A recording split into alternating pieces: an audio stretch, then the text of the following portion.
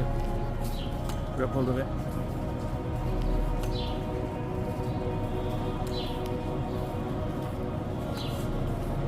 بہت مہم زیارت ہے جہاں پہ دو صحابی دفن ہیں رسول خدا صلی اللہ علیہ وآلہ وسلم کے، ایک جناب سلیمان اور دوسرا جناب حذیفہ یمانی۔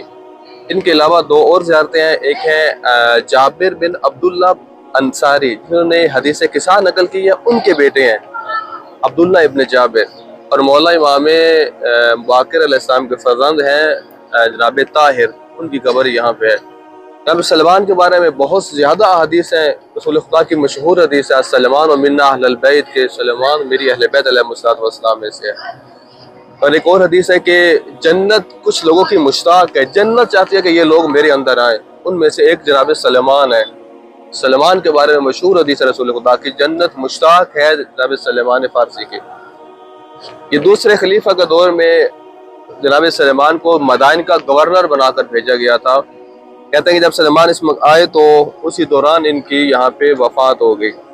کہتے ہیں نماز فجر سے کچھ دیر پہلے جناب سلمان کی وفات ہوئی، اور مولا امیر علیہ السلام نے نماز فجر مدینہ میں پڑھائی اور اپنے اصحاب کو بتایا کہ جناب سلمان کی آج مدائن میں وفات ہو گئی ہے۔ جب وفات ہوئی یہاں پہ تو اپنے غلام سے کہا کہ جب میری ڈیتھ ہو جائے تو آپ نے مجھے کچھ بھی نہیں کرنا، میرے مولا آئیں گے وہی میرے غسل و کفن کریں گے، وہی مجھے دفن کریں گے۔ تو غلام کہتا ہے کہ میں انتظار کرنے لگا کہ مولا کب آئیں گے۔ کہتا ہے ابھی فجر کی روشنی ختم نہیں ہوئی تھی کہ مولا امیر علیہ السلام مدینہ سے مدائن پہنچ گئے۔ آپ دیکھ رہے ہیں کہ کہاں پہ مدینہ اور کہاں پہ مدائن، یہ وقت کا امام ہے جو زمین کی رگوں کو کھینچ سکتا ہے، اور مولا مدینہ سے مدائن پہنچے۔ ابھی وہ اندر مقام موجود ہے جہاں پہ مولا نے حضرت سلیمان کو غسل و کفن دیا اور خود مولا نے اس مقام پہ دفن کیا۔ اندر آپ جائیں گے، شاید لیڈیز کی طرف بھی تصویر لگی ہوگی، جناب حذیفہ یمانی اور جناب طاہر کی قبر اس مقام پہ نہیں تھی، یہ بالکل دریا بحر اس کے ساتھ دریا دجلہ بالکل دریا کے کنارے پہ تھی۔ تو ایک دور آیا کہ دریا کا جو پانی تھا وہ بالکل قبر کے ساتھ ٹکرانے لگ گیا، تو جو اس وقت کے علماء تھے انہوں نے کہا تھا کہ اس جگہ سے ان کو ہٹا کر کسی اور جگہ دفن کرنا چاہیے۔ کہتے پھر اس مقام سے ان کو اٹھایا گیا اور اس مقام پہ دفن کیا گیا۔ جن لوگوں نے یا جن علماء نے اس وقت ان کو نکالا تھا، کہتے ہیں کہ ایسے لگتا ہے کہ ان کو ابھی دفن کیا گیا تھا، ان کے جسم پہ کچھ بھی نہیں تھا، ان کو ابھی دفن کیا، ان کا کفن بھی بیلا نہیں ہوا، کچھ بھی نہیں ہوا۔ جناب حذیفہ یمانی کے بارے میں مشہور ہے کہ رسول خدا کے رازدار اصحاب میں سے تھے۔ آپ نے واقعہ سنا ہوگا کہ غزوہ تبوک کے واپسی پہ رسول اللہ صلی اللہ علیہ وآلہ وسلم میں ایک پہاڑی سے گزرنا تھا۔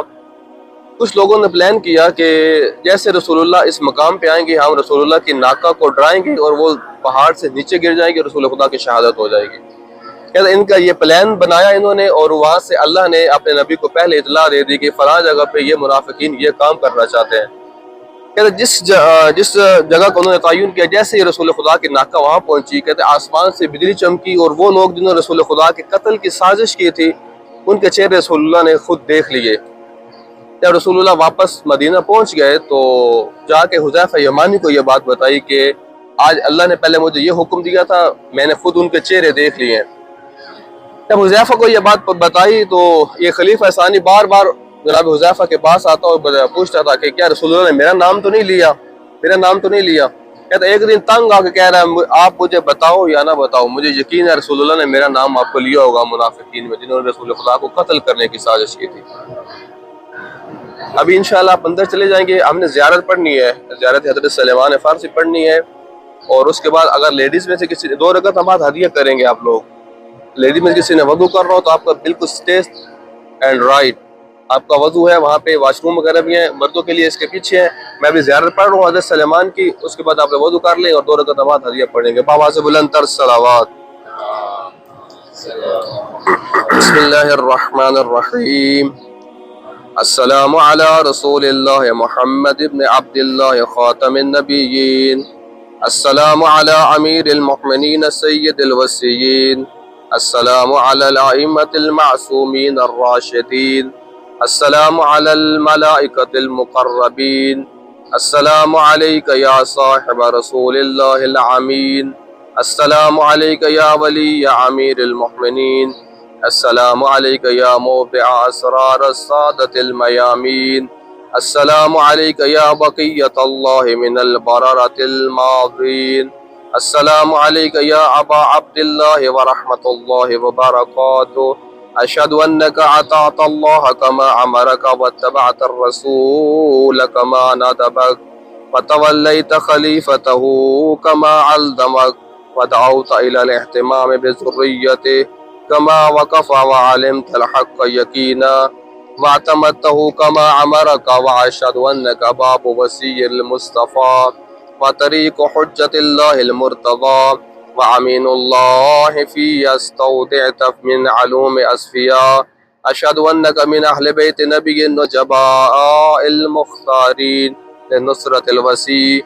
أشهد أنك صاحب العاشرة والبراهين والدلائل القاهرة وأقمت الصلاة وآتيت الزكاة وأمرت بالمعروف ونهيت عن المنكر وأديت الأمانة ونصحت لله ولرسوله وصبرت على الأذى في جنبه حتى آتاك اليقين.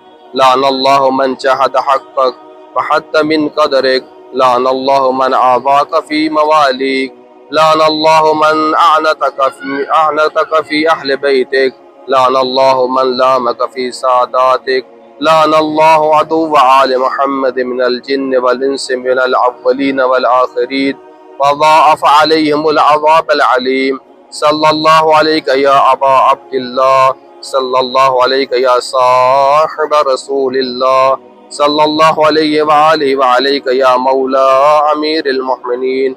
وصلى الله على روحك الطيبة وجسدك الطاهرة والحقنا بمنه ورعفته إذا توفنا بك وبمحل السادة الميامين وجمعنا معهم بجوارهم في جنات النعيم. صلى الله عليك يا أبا عبد الله.